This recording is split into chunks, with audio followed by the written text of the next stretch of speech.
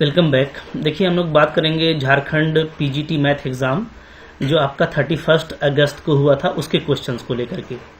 तो इसमें बहुत सारे क्वेश्चन ऐसे आए हैं जिसका ऑप्शन जो है ना, या तो एक से ज़्यादा करेक्ट है या तो कुछ क्वेश्चन ऐसा भी है जिसका कोई ऑप्शन करेक्ट नहीं है।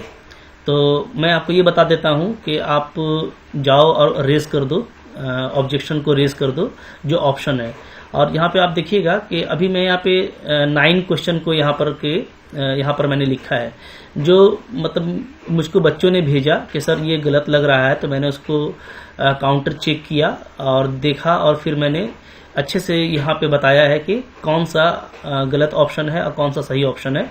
तो अब आप इसके अकॉर्डिंग, अगर आपको बुक में कोई रेफरेंस नहीं मिलता है तो आप ये मेरा वाला अपने कॉपी पे लिख करके अच्छा से और इसका इमेज वहाँ पे अपलोड करके आप जो है ऑब्जेक्शन रेज कर सकते हैं। ठीक है, तो आपको देखिए बहुत ही फायदा हो रहा है यहाँ पे।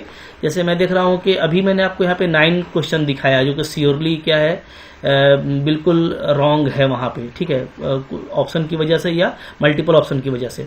तो अगर हर क्वेश्चन को देखें तो 9 2 जा तो आपको 18 मार्क्स फ्री में मिल रहा है। ठीक है, बल्कि इससे ज़्यादा होगा। मैंने देखो पूरा क्वेश्चन नहीं देखा, जो बच्चों ने भेजा है मैंने उसी पर अभी बात किया है। ठीक है, पूरा क्वेश्चन जब टाइम होगा तो अच्छे से देख लेंगे।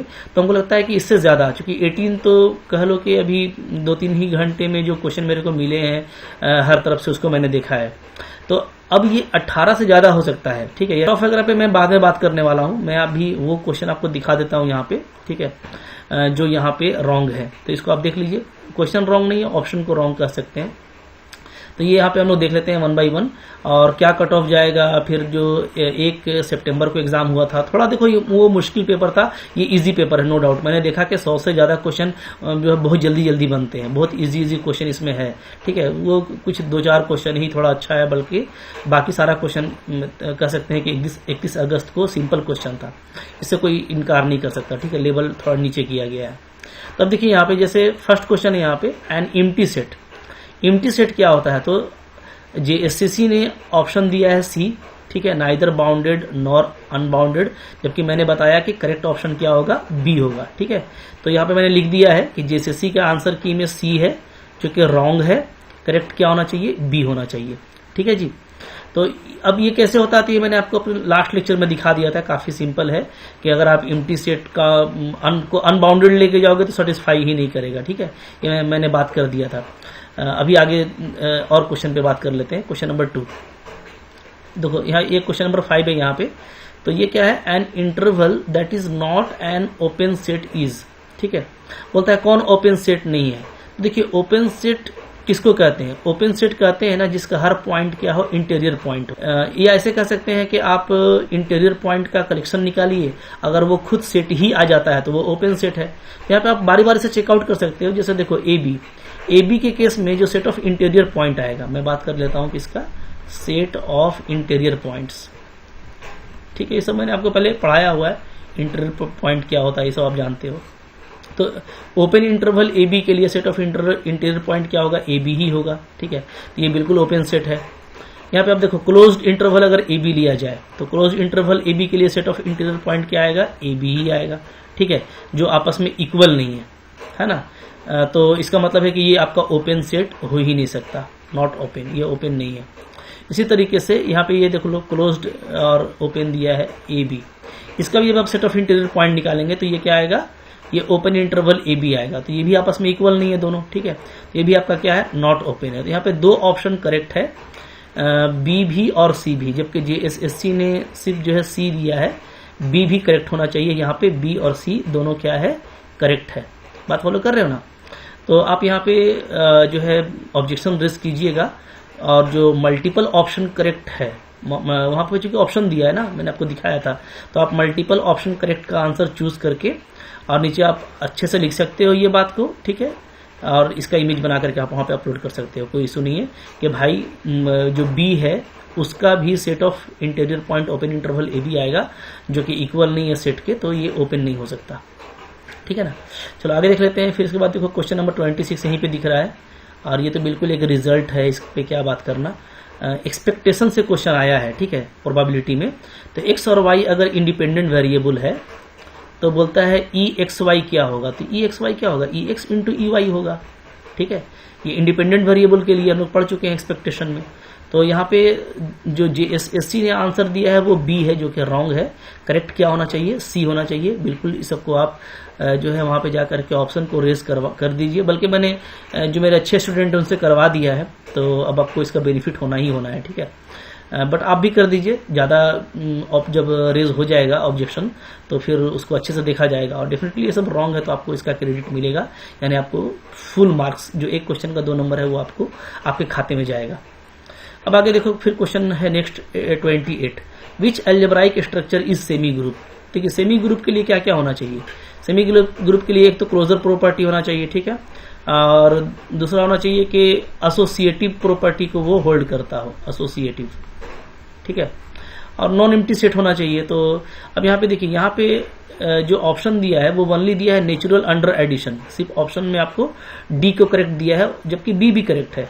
अगर हम लोग देख लेना तो यहाँ पे जो इंटीजर है, इंटीजर अंडर मल्टीप्लीकेशन, ये भी तो क्या होता है, क्लोज्ड होता है। आप कोई भी इंटीजर ले लो, ठीक है, चाहे पॉजिटिव लो या नेगेटिव लो, कोई भी इंटीजर आप लोगे तो उसका वो क्लोजर प्रॉपर्टी को होल्ड करेगा, वो भी इंटीजर आएगा। फिर एसोसिएटिव प्रॉपर्टी को भी होल्ड करेगा, ठीक है। अंडर मल्टीप्लिकेशन तो कोई इशू ही नहीं है, चाहे हम लोग इन दोनों को पहले करें या हम इसको ऐसे कर दें, 2 × -3 × 5, सब बराबर ही आने वाला है, ठीक है। तो जो सेट ऑफ इंटीजर है अंडर मल्टीप्लिकेशन, वो भी क्या होता है, सेमी ग्रुप होता है। तो यहाँ पे 2 ऑप्शन करेक्ट होना चाहिए, बी और डी। ओनली डी दिया है जबकि बी भी करेक्ट होना चाहिए, तो ये मल्टीपल करेक्ट ऑप्शन वाले कैटेगरी में जाएगा, ठीक है। हाँ, ये इंटीजर अंडर एडिशन और इंटीजर अंडर जो है आपका ये सब्ट्रैक्शन, ये सेमी ग्रुप नहीं होता है, क्योंकि कुछ आप पॉजिटिव और नेगेटिव इंटीजर को सेट करोगे तो आप देख सकते हो कि वो एसोसिएटिव प्रॉपर्टी को होल्ड नहीं करता है, ठीक है। बट बी और डी तो करेक्ट हो ही सकता है, तो अगेन इस पर भी आपको क्रेडिट मिलेगा। आगे चल के देख सकते हैं हम लोग क्या है, क्वेश्चन नंबर 30 में क्या है, up to isomorphism the number of abelian group of 10⁵। देखिए 10⁵ में कितना अबेलियन ग्रुप, मतलब इस ऑर्डर का कितना अबेलियन ग्रुप होगा, तो इसको आप प्राइम फैक्टर में तोड़ दीजिए, तो 2 × 5 आ जाएगा का पावर 5, ठीक है। तो ये हो गया 2 का पावर 5 × 5 का पावर 5। अब देखिए यहाँ पे कितना अबेलियन ग्रुप हो सकता है, तो अच्छा ये ना, ये गेट में भी आया हुआ है, गेट से लिया है, गेट 2003 में ये क्वेश्चन आया है, ठीक है, आप देख सकते हो जाकर के।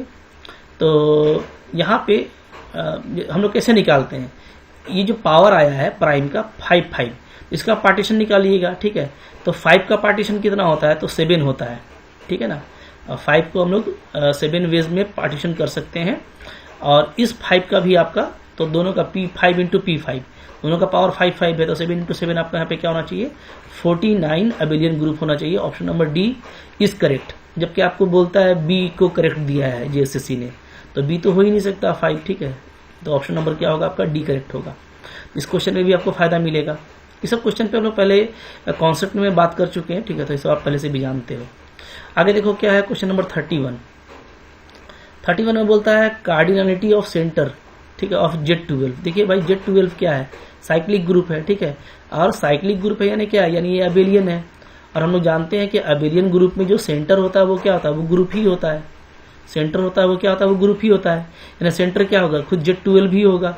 इसका ऑर्डर क्या है, इसका ऑर्डर 12 है, तो यहाँ पे ऑप्शन नंबर डी करेक्ट होना चाहिए, ठीक है।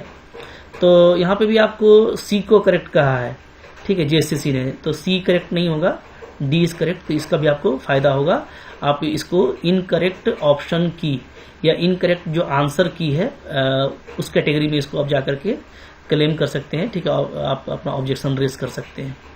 नेक्स्ट देखिए क्या है यहाँ पे 35 नंबर क्वेश्चन है कि Z10 डिनोट करता है ring of integer of modulo 10, ठीक है। तो इसमें नंबर ऑफ आइडियल्स क्या होगा, देखो तो Zn की बात करें ना, तो Zn में जितने भी आइडियल्स होते हैं, याद रखिएगा, जितने भी आइडियल्स होते हैं सारे क्या होते हैं, सारे प्रिंसिपल आइडियल होते हैं। प्रिंसिपल आइडियल यानी generated by a single element होते हैं, ठीक है।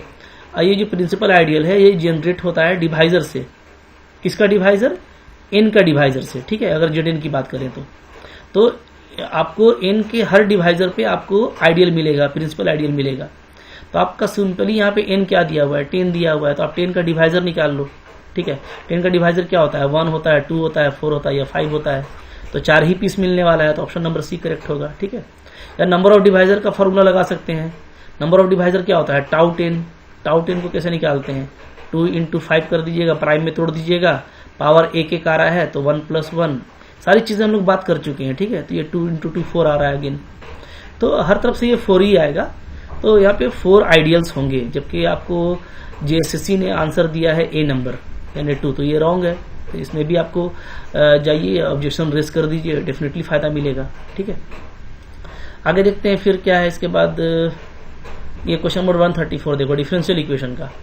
डिफरेंशियल इक्वेशन में इसका सॉल्यूशन y = 2x² है, तो बोलता है कि कौन सा करेक्ट ऑप्शन होगा। तो देखिए सिंपली इसको आप सोल्व कीजिएगा ना, तो क्या आ जाएगा, dy/y = 2dx/x, ये आएगा जी।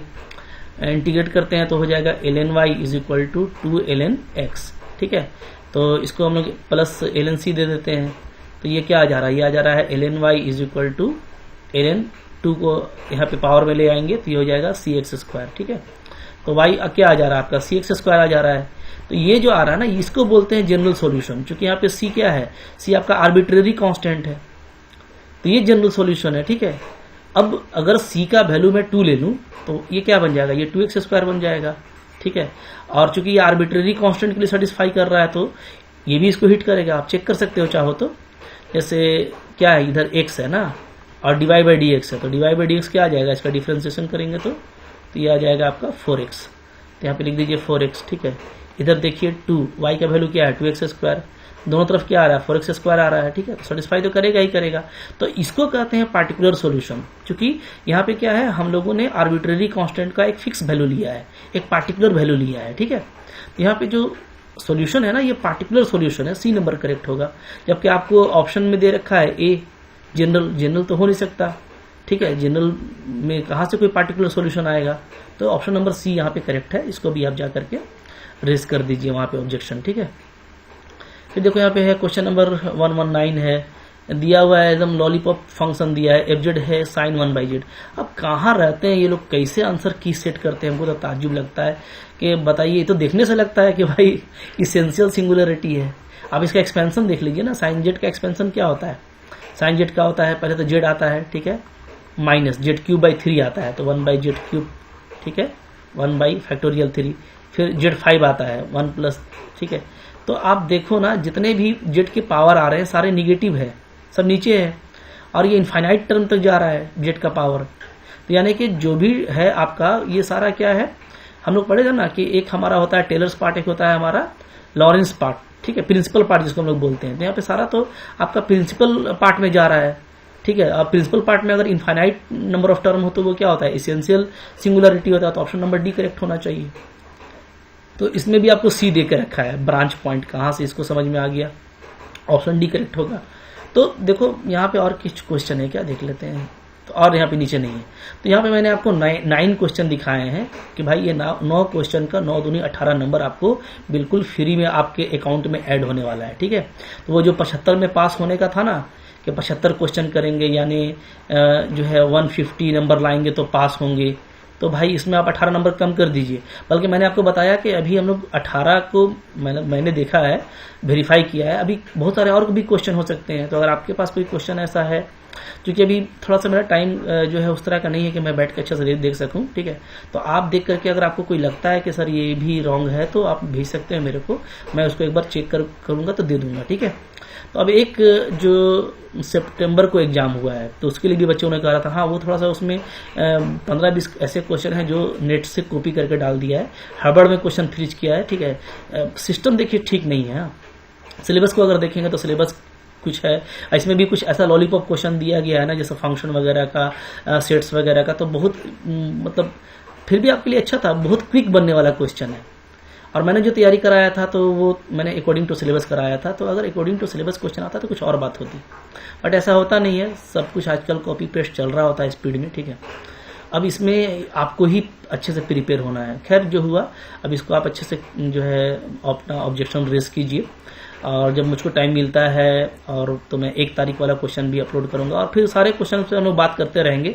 सारा क्वेश्चन मैं आपको दे के सोल्व करके बता दूंगा कि कितना इजी बन सकता था, ठीक है। चूंकि बहुत तरह का टास्क रहता है मेरे पास में, तो किसी एक तरफ और भी मैं किसी और फील्ड में काम भी कर रहा हूं, तो इसी पे फिर से आना, तो जैसे टाइम मिलता है मैं आपको डेफिनेटली दूंगा। तब तक आप मेरे चैनल पे बने रहो, जब भी कोई अपडेट आता है, ठीक है, तो वो भी मैं आपको बताऊंगा। तो आई होप आपको अच्छा लगा होगा तो लाइक कीजिएगा, ठीक है। कोई बात होगा तो कमेंट कर सकते हैं, और डेफिनेटली इसको शेयर कीजिए। चैनल पे नए हैं तो सब्सक्राइब करके रखिए।